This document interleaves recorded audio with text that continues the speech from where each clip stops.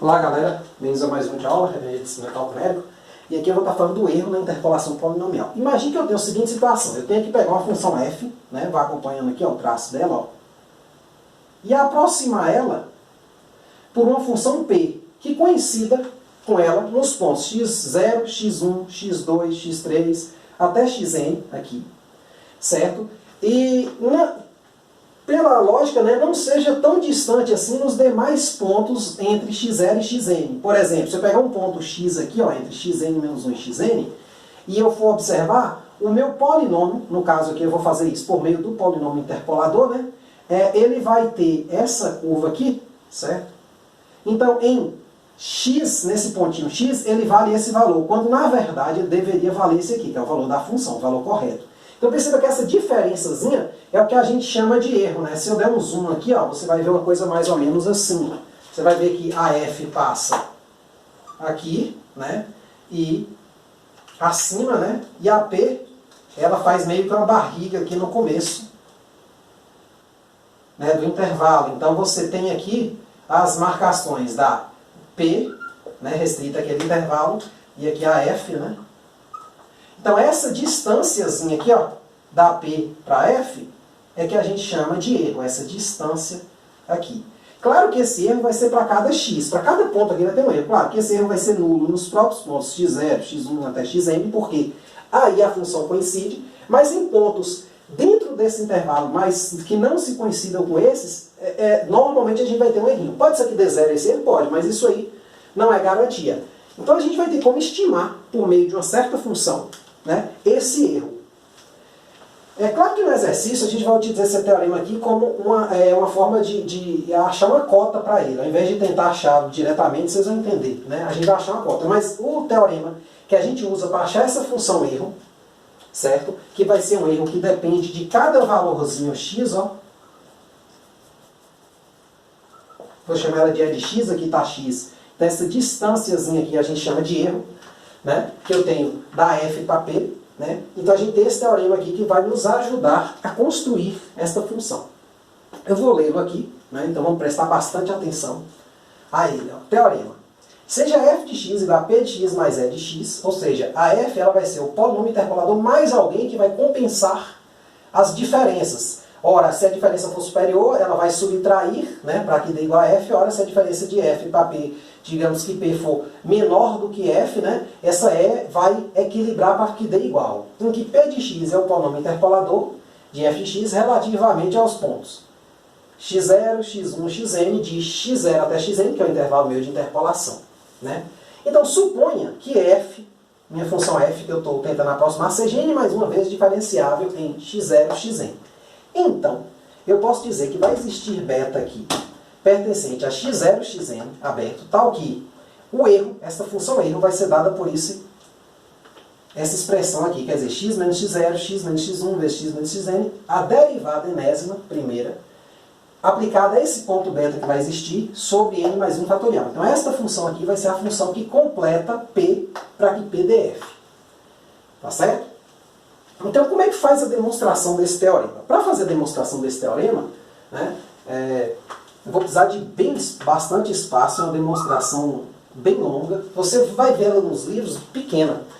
Porém, os livros eles omitem algumas passagens. Então, essa omissão, né, acaba dando um nó. Eu mesmo, quando fui preparado de aula, senti muita dificuldade em algumas, digamos assim, afirmações que os autores faziam. Então, assim, eu abri todas as contas neste teorema. Todas elas.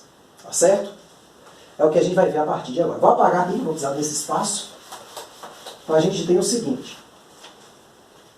Eu vou definir, vou começar, ó, definamos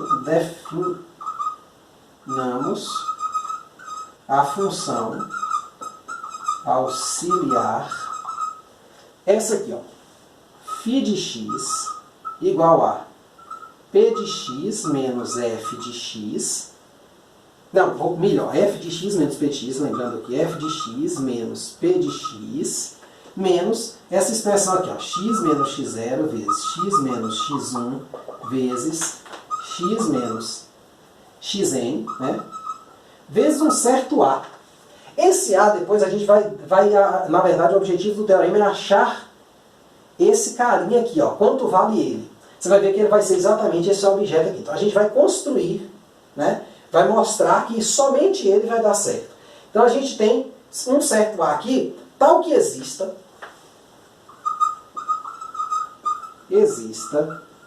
né, Z, né, pertencente a x0, xn, de modo que, claro, Z não pode ser nenhum desses caras, nem x0, nem x1, nem xn, né, Z não pertencente a x0, x1, xn, ou seja, um cara diferente, né? Então esse A ele vai fazer esse equilíbrio, a gente, é possível escolher ele, então a gente vai observar um certo A de modo que isso ocorra. Vamos supor a existência dele, certo? De modo que eu vou pegar um Z aqui, um Z que não pode ser esses caras, e essa função φ, ela se anule nesse Z. Em que φ de Z T0. Algumas coisas sobre essa função φ a gente pode observar de cara. Por exemplo, se eu jogar x0 aqui, f de x0 é igual a p de x0. Né? Porque p é o polônimo interpolador de f.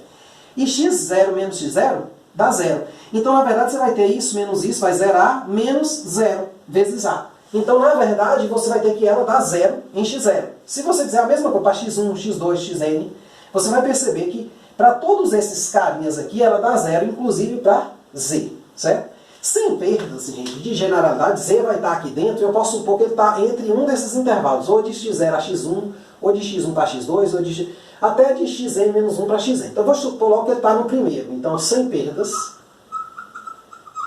de generalidade, suponha isso aqui, ó, que x0 seja menor que z, que seja menor que x1, que seja menor que x2. Isso aqui meio que já está implícito pelo enunciado, né? Quando a gente trabalha com interpolação, a gente costuma botar os termos em ordem, tá certo? Então eu vou supor isso aqui. Note uma coisa interessante. Sobre a função φ, o que eu posso ver dela de cara? O que dá para ver? Ó? Note que φ é tal que... Note que φ, né, tem... Quantas raízes φ tem no intervalo x0 a xn? Né? Vamos lá. x0 dá 1, z dá 2, x1 dá 3, x2 dá 4, xn dá o quê? N mais 2. Ou seja, cada um desses raízes, ela vai ter n mais 2 raízes em x0, xn. Certo? Então ela tem n mais 2 raízes em x0, xn. Além disso, esta função φ é n mais 1 vezes diferenciável. Certo? Em x0, xn. Qual o argumento para isso? O argumento é f é n mais 1 vezes diferenciável, p é um polinômio, você vai poder diferenciar n mais 1 vez, inclusive vai acontecer alguma coisa com p. Esse carinha aqui também é um polinômio, porque esse a aqui a gente vai mostrar que ele depende de um certo beta que não é variável, então ele também vai ser uma constante. Claro que a gente não pode, isso aqui eu ainda não sei, né? Mas assim, eu estou colocando a aqui como constante de modo que esse z, d0, tudo isso. Então essa constante a gente determina depois. Então, isso aqui também é uma função n mais 1 vezes diferenciável. Então, n mais 1 vezes diferenciável, n mais 1 vezes diferenciável, n mais 1 vezes diferenciável. A soma e subtração de diferenciáveis é o que? Diferenciável. Isso aí se estende até a ordem n. Então eu posso garantir isso aí. Tá certo? Aí entra um resultadozinho lá do cálculo, que é o teorema de Rule. Vamos para ele. Ó. Teorema de Rule. Se eu não me engano, né, as hipóteses dele, vou botar aqui de forma condensada, é o seguinte: se eu tiver uma função f que seja contínua em AB, f', né, f diferenciável no aberto, e além de ser contínuo e diferenciável, f de A igual a f de B, que é igual a zero. Ou seja, essa função ela faz tipo isso aqui, ó, digamos. Né? Em A e em B ela corta o eixo. Então, se eu tiver isso, o teorema de Bloom afirma que eu vou ter o seguinte, que vai existir, que existe, vamos chamar assim, que se pertencente a AB, tal que a f desse que se dê zero. F' de zero, ou seja, que a derivada é nula. Isso é bem óbvio, né? Assim, a demonstração dele vem do teorema do valor médio, né? Que fala da secante. Então é óbvio que se isso aqui ocorre, ó, deve ter um ponto aqui, ó, ou assim, né? Ou a curva faz isso, né, para baixo, em que a derivada se anula entre A e B, tá certo? Então eu vou usar esse resultadozinho agora, algumas vezes, para a gente concluir alguma coisa sobre a função φ, a derivada, a enésima-primeira derivada dessa função, tá certo? Então eu vou usar esse resultado aqui. Para isso eu vou apagar aqui o teorema, tá certo? Vamos apagar aqui o teorema. Eu vou precisar de bastante espaço, né, para estar continuando isso aí. Eu guardei a função φ, eu anotei ela ali, né? Vamos anotar ela aqui no cantinho. Então, a E de x quem? É f, né? De x menos p de x menos esse produtão aqui, certo? Esse produto eu não esqueço não. Certo? Vamos deixar ela anotada ali no canto, que eu vou precisar dela. Opa, função φ, né? Função erro não, função φ. Então, eu tenho isso aí. Né? O que acontece? Por que eu citei esse teorema? Porque agora eu vou fazer uma continha com ele, que é o seguinte. Eu vou aplicar ele, a função φ, nos seguintes pontos. Ó. Então, ó, aplicando o teorema, né? Vamos chamar de TR, Teorema de Rule, né? A φ temos. Olha, entre x0 e z, ó, a φ de x0, ela vale 0, que é igual a φ de z, né? Então implica o quê? Como a φ é diferenciável pelo menos uma vez, que ela é n mais uma vezes, então existe um certo beta 1, que eu vou chamar 1 aqui, depois vocês vão entender esses índices aqui, pertencente a esse intervalo, x0, z, tal que f φ desse beta 1, φ' é 0, ou seja, a função nas pontas é 0, então ela tem uma derivada nula, certo? Aí eu vou e faço agora a mesma coisa de z para x1, que é o próximo cara. Implica que existe beta 2, 1, pertencente a agora quem? Zx1, no intervalo Zx1, tal que φ' desse beta 2, 1, então esse 1 aqui tem a ver com a ordem da derivada que eu estou aplicando, ó. Vai dar o quê? 0. Aplicando mais uma vez, eu vou aplicar só mais duas, para a gente entender o padrão. φ1 igual a 0, igual a φ de x2, ou seja, φ de x1, né, ele é de raiz, né? A gente viu, né, que todos os x, inclusive os z, são raiz, então existe o quê? Beta, digamos assim, 3, né, pertencente a x1, x2, tal que φ' de beta 3, 1, d0. Aí você continua e você até chegar em xn menos 1, né, e xn, que também são raízes da φ, como a gente construiu ela. Então existe um certo beta. Aí aqui que tá, ó, aqui é 2, aqui é 3, aqui é 1, aqui é 2, aqui no caso. Então assim, a gente soma 1, né? Beta n mais 1, pertencente a qual intervalo? xn menos 1, xn, tal que φ' desse cara, beta n mais 1,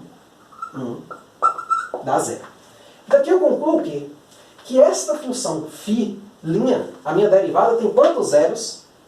n mais 1 zeros. Assim,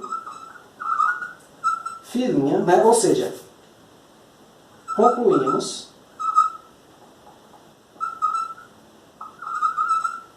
que filinha tem n mais 1 zeros em... Seria nesse intervalo, quer dizer, nesse caso nosso ainda vai bater, né, em x0, xn. Então ele tem n mais 1 zeros, tá certo? Então eu vou usar esses zeros aqui agora para falar sobre a φ duas linhas. E aí daí a gente estende e pula para o final da questão. Então, ó, aplicando, né, a gente continua de novo, ó, então a primeira parte foi aqui, a segunda. Aplicando o teorema de Rule, né? Teorema de Rule. A filinha temos. Então eu apliquei a φ. Aí agora eu vou pegar as raízes dela ali, ó. Esses caras aqui, note que esse cara é menor que esse cara é menor que esse. Então as raízes são essas. Temos o quê? Que filinha de beta 1, que foi achada a primeira derivada. Então todos aqui têm um índice superior ou igual a 1. Certo?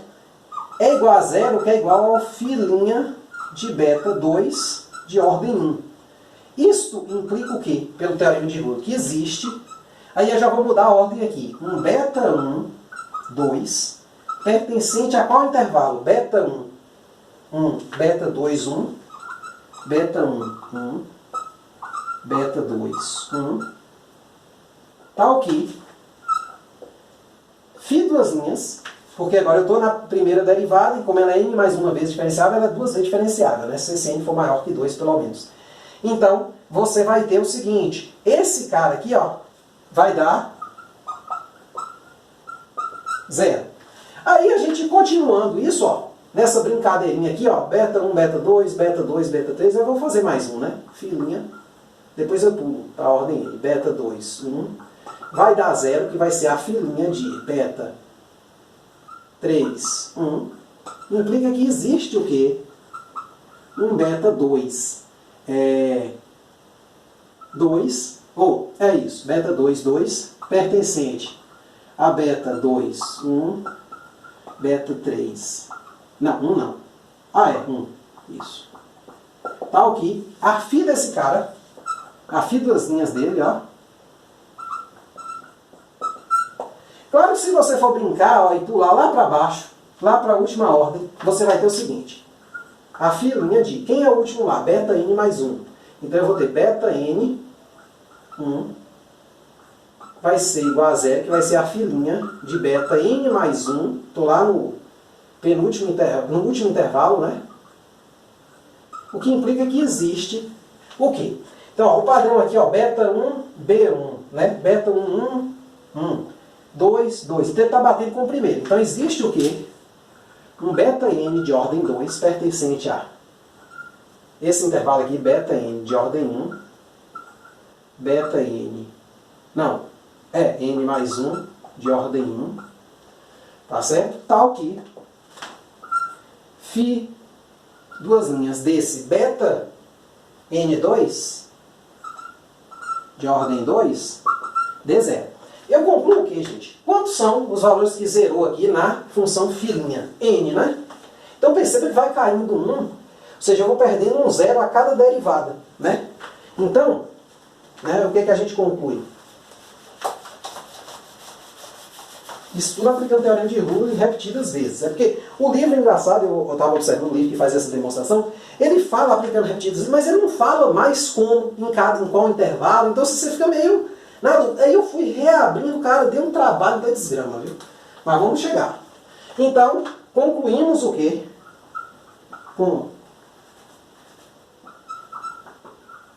Concluímos que φ duas linhas, aqui a gente concluiu que φ' tem n mais um zero, que φ duas linhas tem n zeros. Ó, vai ser nesse intervalo, desse cara até esse, tá certo? De beta 1 até... Só que esses caras estão dentro de x0 e xn, então a gente pode estender a eles. Certo? Então, o que acontece? Analogamente, o que eu posso dizer? Que φ3, que é a derivada terceira de φ, tem quantos zeros? N menos 1 zeros em x0, xn. Φ4 tem quanto?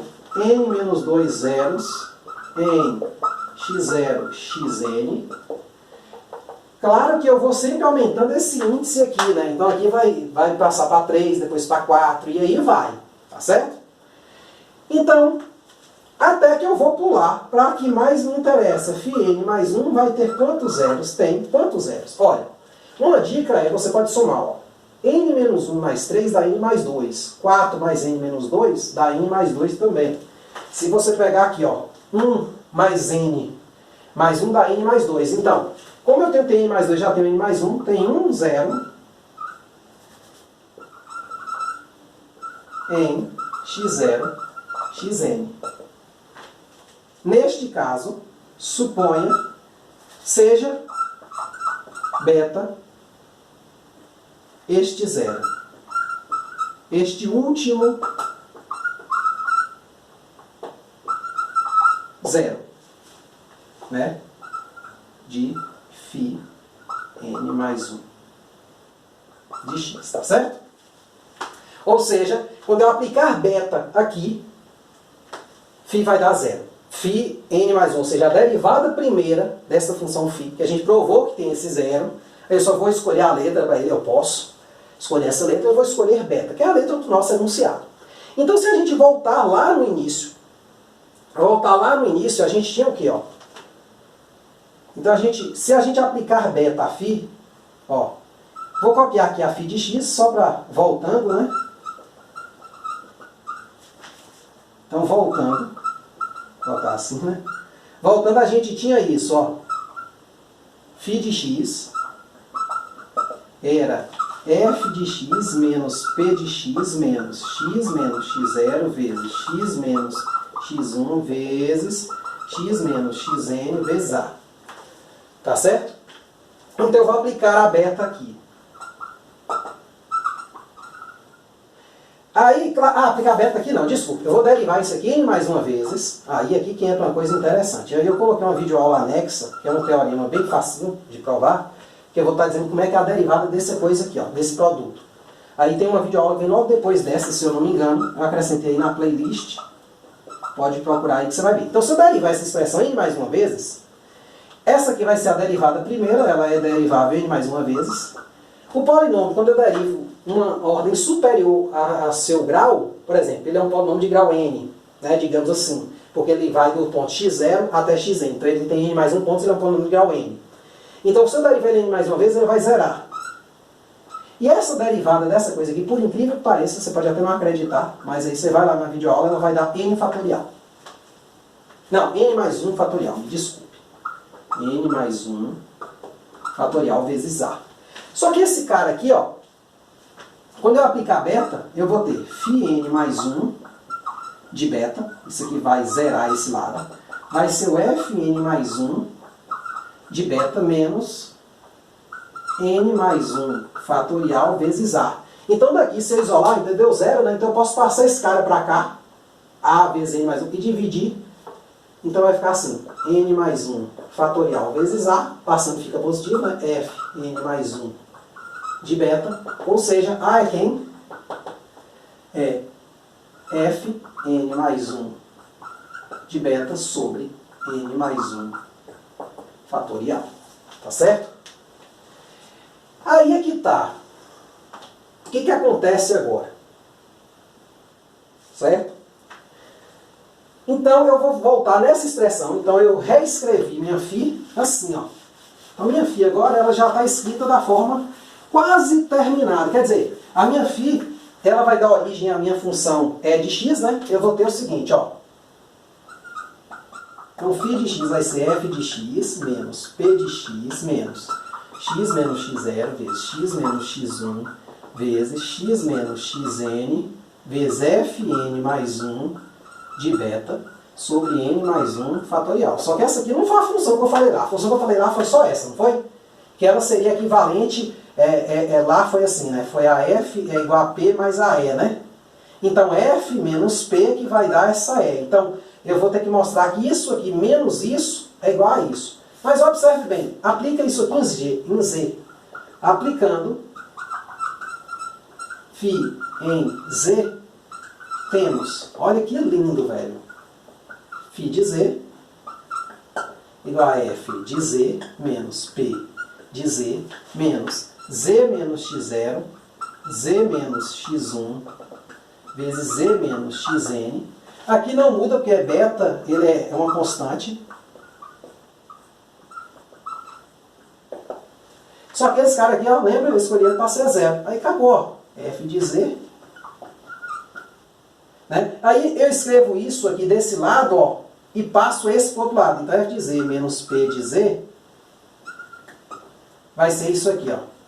Z menos X0 vezes Z menos X1 vezes Z menos Xn vezes Fn mais 1 de beta sobre N mais 1 fatorial. Onde, claro, se eu quiser passar o P para cá, eu tenho exatamente que essa aqui é a minha E. Aí eu mudo esta função aqui, ó, para a variável, ela aqui está um E de Z, certo? Se eu mudar ela para a variável X, logo, de novo, né, E de X, aqui ela é a função E de Z igual a esse cara aqui, E de X vai ser X menos X0, vezes X menos X1, vezes X menos Xn, Fn mais 1 desse beta, sobre N mais 1 fatorial. Esse era um dos teoremas que até fazer esta videoaula eu não sabia demonstrar. Eu sempre usei ele muito, mas eu não sabia demonstrar. O que acontece? É como eu sempre falo, se você não sabe usar ou demonstrar um teorema, pelo menos saiba utilizá-lo. Você vai ver que nas próximas videoaulas a utilização dele não é uma coisa difícil, é bem tranquila de se fazer. Né? Mas a demonstração dele é a primeira vez, é inédito. Quer dizer, eu fiz antes ali no papel, né? Mas é inédito. Para mim, é esta aqui. E você vai perceber nos livros também, eu garanto. Procura lá no livro para você ver a diferença. Ele vai falar bem assim, aplicando o teorema de Rule várias vezes, recorridas vezes, então, mas ele não fala como aplicar. Então esse para mim foi a maior dificuldade que eu encontrei para entender a demonstração desse teorema. Não tem nenhum resultado muito difícil aqui. Claro que essas mudanças de variável, de x para z, escolher esse z, isso aí, óbvio, eu não teria essa capacidade de fazer isso sozinho. Então lá eu dei uma coladazinha no teorema, só que eu melhorei um pouquinho, quer dizer, destrinchei e está aqui no quadro, certo? Aí nas próximas videoaulas eu vou estar colocando exercícios onde a gente usa esse teorema aqui, tá certo? Então é isso aí, teorema um pouquinho longo, né? Mas espero que tenham gostado, certo? Muito obrigado e até a próxima.